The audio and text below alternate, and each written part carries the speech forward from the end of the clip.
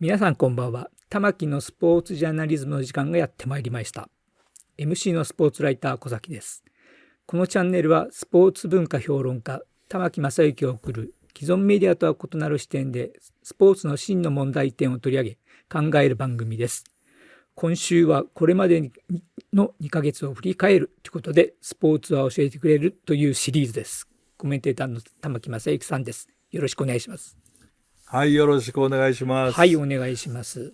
私がスポーツライターに一番最初、なった時っていうのはね、週刊はい、誌の仕事をしていた時に、あはい、る編集者がね、何か専門ジャンル作れよって言ったんですよ。で、専門のジャンル作らないと、なんか仕事が頼みにくいから作ってよって言われた時に、もう間髪を入れずにスポーツって言ったんですね。言ってしまったって言った方がいいかもしれない。で、なぜそういうふうに言ったんかっていうと、ただただ、後楽園球場のネット裏に行きたいとかね。それから、後楽園ホールのリングサイドでボクシングが見たいとか、それ以外なかったんですよね。ですから、そこで、タダで見られるわけですから、ね、それで文章を書いてお金がもらえるという仕事になりたいということで、始めて、それから10年ぐらい経ってからかな。スポーツイラストレーテッドの、本を読んでた時に、スポーツライターっていう言葉を初めてそこで見つけまして、それでスポーツライターって名乗り始めたんですね、自分で。で、絶対使わせてくれなかったですよ、スポーツライターって。だって認められないんだから。だってそんな言葉ないって言われたんだもん。で、最初35歳ぐらいになったと、僕もフリーライターって書かれますよ。だから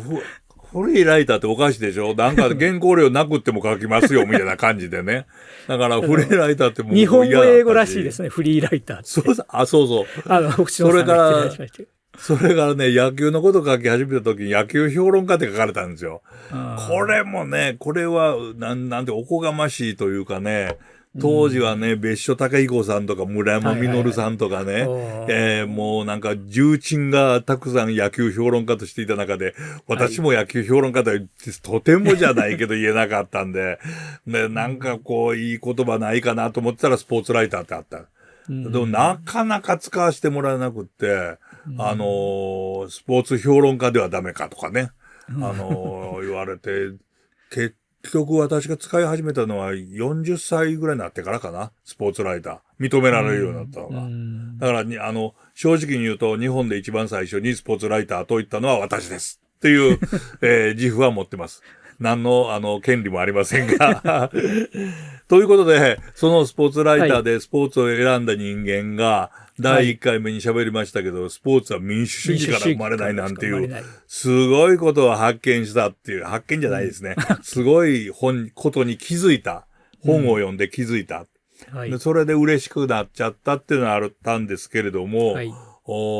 日の話は、なぜ日本人は野球が大好きなのか。野球が一番大好きなのか。大好きなのか。私も野球をやってました。もう小学校の時、もう草野球しかやってなかったです。私の住んでた家の近所の京都の建仁寺というところで、思いっきり野球をやってまして、壁にボールぶつけてたのが、重要文化財だったっていうのは後になって気づいたっていうぐらいのところでして、そこで屋根の上を走り回っていた人が、衣笠幸男という人だったっていうようなこともあったんですけれども、それはちょっと横に置いときまして、なぜこんなに野球が好きなのかっていうのを。僕の世代でもほとんど野球しかやってないですね。やってなかった小崎さんなんでかわかる？日本人こんなに野球好きだった。何になったのはなぜか。というのはね、明治のね、8年から9年ですから、1868年が、明治維新だから、1876年から80年ぐらいですね。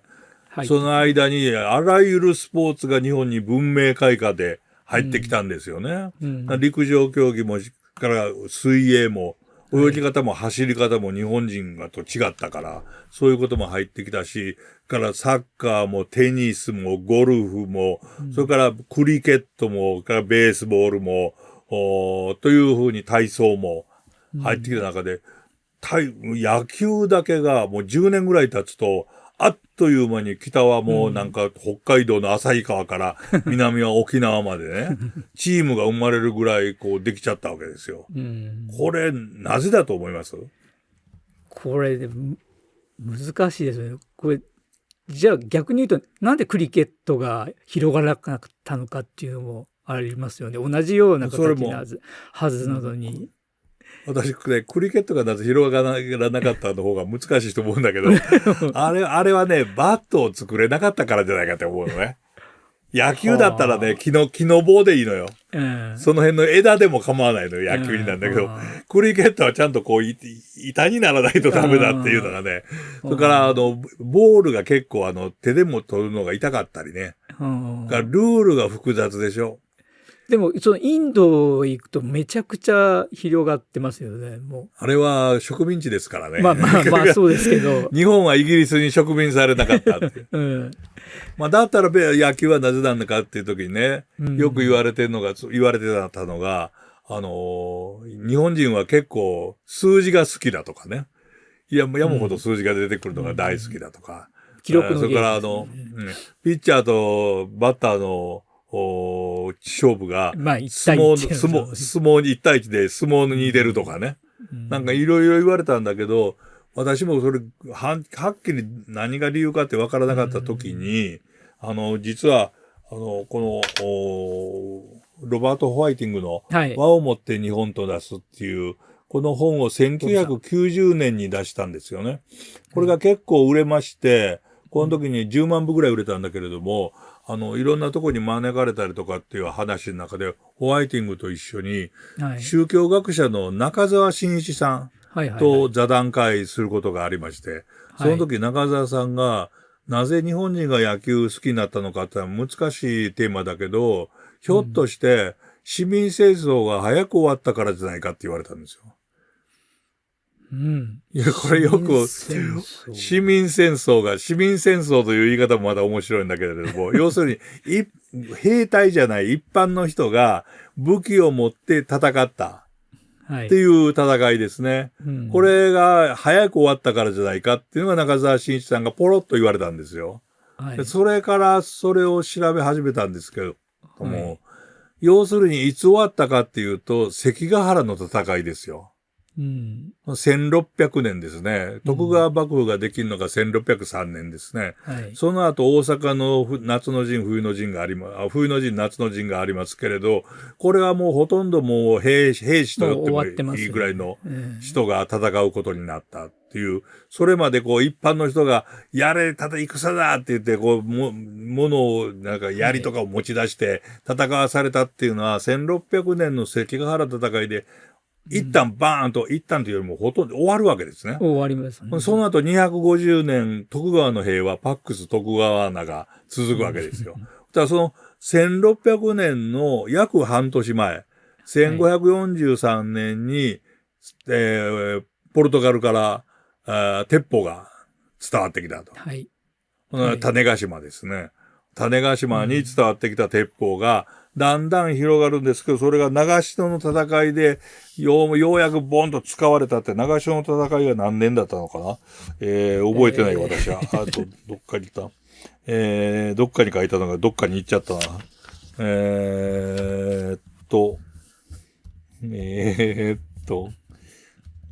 あった。1573年に長篠の戦い。で、1600年の関ヶ原でほぼ市民戦争が終わった。20年ちょっとしかないんです、その間にね。でその間、要するに鉄砲の戦いではなく、日本人はどんな戦いしていたかっていうと、槍とか刀を持って相手と戦ってたわけですよ。それは、どんな戦いかというと、我こそは誰の誰べって言って、遠から者は音に聞け、近くま寄って目にも見よう言いながら、こう、出てこいとかなんとか言いながらやってたわけですね。で、そんな戦いをやってたのは、時に、鉄砲が入ってくると、チームプレーになるわけですよ。要するに、右翼にこう誰が並んで、左翼に誰が並んで、ババーンと撃ったらこっちからババーンと撃って、で、前が前進してっていうような感じで、みんなにそれを言わないといけないわけですね。戦う人に。勝手なことされたら、鉄砲の戦いにならないわけです。要するに、そこで初めてチームプレーっていうのが出てきて、それから、あっという間にチームプレーもなくなるわけですよ。関ヶ原の戦いで。ほんで、そうしたら、日本人は、チームプレーを知らないわけですね。これ、面白くって。で、チームプレーを知らないって言ってる日本人がたくさんいる中で、いろんなスポーツがバーッと入ってきたときに、やあ我こそは誰の誰べって言ってね、チケットからんものは音に聞けって言って出てくるバッターと、何をこしゃくなとか言いながら投げるピッチャーと、が戦って、それをで打ち返して、それでゴーンと方向になって、団体の中からで報奨を受けるっていう、唯一のスポーツと言ってもいいかもしれないベースボール。これが一番わかりやすかったっていう。面白いでしょ？確かにそうですね。納得してないかな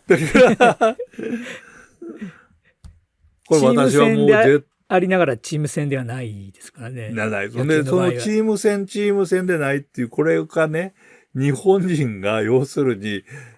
市民戦争で鉄砲の戦いをしていないから、チームプレーが全くわからないっていうまま、結構長く続いたっていうのがあるんだよね。だから今でもね、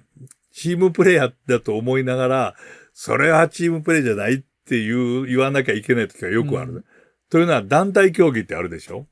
はい。体操なんか。体操なんか次々と一人ずつが競技をして、何点とかで足し算をして、どのチームが勝つかっていうけれども、あれは団体競技だけれども、チームプレーはしてないわね。そうですね。でもなんかこう、頑張れとかね、お互い励ましたりとかね、そうやってるから、チームのようには見えますよね。でも一つのチーム、柔道でもそうですよね。そうそう。一つのチームとは何かというと、そう柔道の団体戦なんかも一人ずつ出てきてね。一人ずつですからね。卓球なんかもそうだし、バドミントンなんかもそうだけども、一人ずつ出てきて、合計でどっちがたくさん勝ったってね。これは別にね、チームプレーとは言えないんだけれども、励まし合ったり、同じ釜の飯食ったりとか、仲良くなったりで、チームのような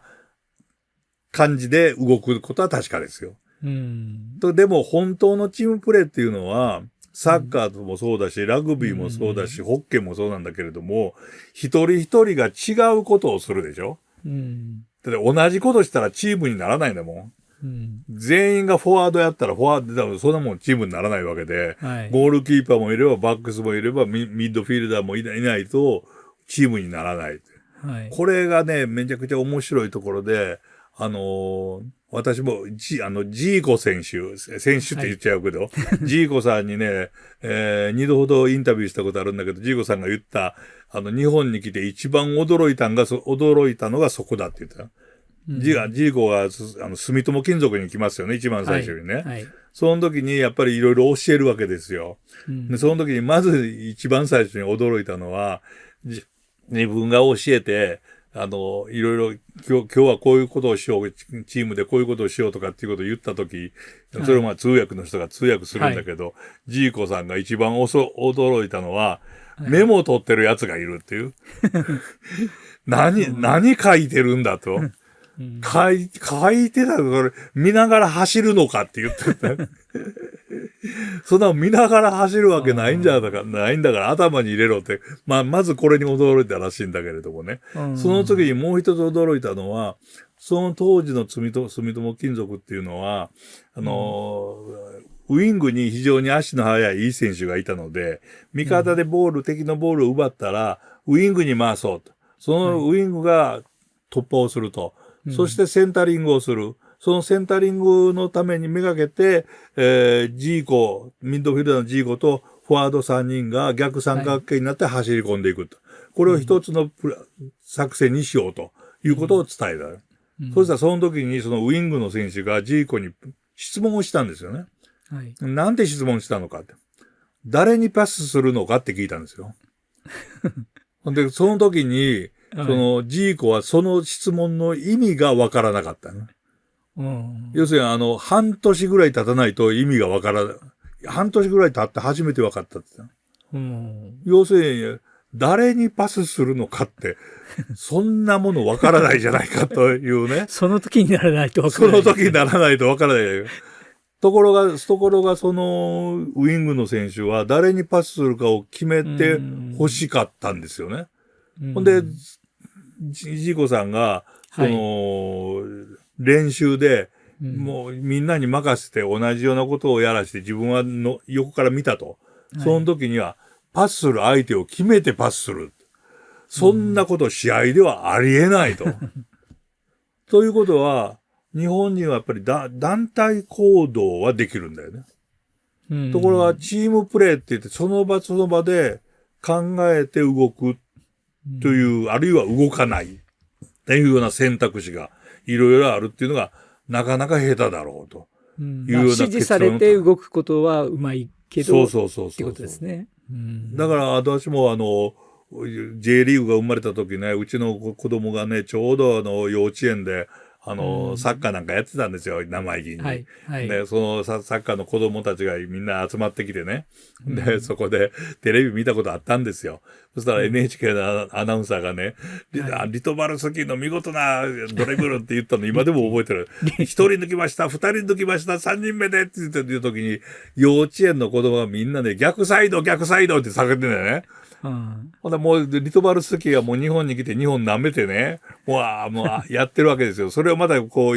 喜んで喜んでって言ったら NHK のアナウンサーに失礼だけども、一人抜きました、二人抜きましたって言ってるんだよね。だから幼稚園の子供でちょっとサッカーやったやつの方がもう逆サイドっていうのが見えちゃうっていう。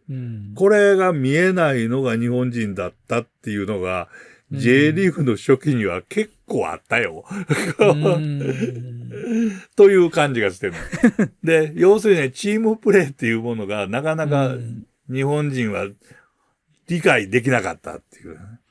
で、今はもう三笘見ても誰見ても、もうみんなチームプレーしてますからね、私がこんなことを喋らなくてもいいんだけれども、やっとチームプレーができるようになってきたけれども、まだ今、プロ野球はね、なんかキャンプの練習とか見ていたら、1212とか言って走ってるけど、あれは何のために走ってんのかよくわからないとかね。でも心を一つにするためだとかってよく言われてたんだけれども、チームと個人と団体ということがはっきりそろそろ分かってほしい。それはスポーツをいろいろ知ったら分かってくるんじゃないかなって。これね、私が一番最初に気づいたラグビーの平尾誠二と話した時から考えたことで、平尾誠二さんに初めて会った時に、ラグビーっていうのはチームプレーですか、個人プレーですかって言ったんですよ。聞いたんですよ。こんなこと聞いたらね、それこそ早稲田とか明治の監督だったら、バカモーンって言われるから、チームプレーに決まってるじゃないかとか言われるんだけど。ワンフォアオールですからね。そう。それは平尾坂で、この質問の直後にね、下向いちゃってね、いや、それ今私のテーマなんですわって言って。で、悩んでるんですよ。チームプレーと、個人プレーの差って。個人プレーがやっぱり、個人の力がないとチームプレーにはならないし、でもチームプレーっていうのはやっぱり大事だし、っていうように、その時のテーマがずーっと続いたね。神戸製鋼7連覇の間中。というようなことを二人で喋って、今私が喋ったチームプレーと、やっと分かってチームプレーと団体競技と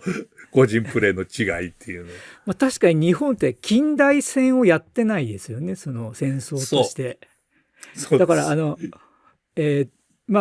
ロッパとかアメリカ南北戦争がありましたが近代戦をやってますよね。戦争のシミュレーションゲームっていうのがないですよね、日本の場合。そうだからね、またスポーツ喋るときあんまりね、戦争と一緒に喋りたくはないんだけれどもね。ただ、興味深い話だなと思うのはね、その真珠湾に止まってる船はバンバンやっつけることができたけれども、ミッドウェーであっちからも動いてくる、こっちからも動くっていうような戦いには弱かったのかななんていうふうにも思います。あんまり戦争と一緒に喋ることはやめにしましょう。というようなことでチームプレーと、なぜ日本人は野球が好きになったのかっていう話が第2回目でした。ということです。はい。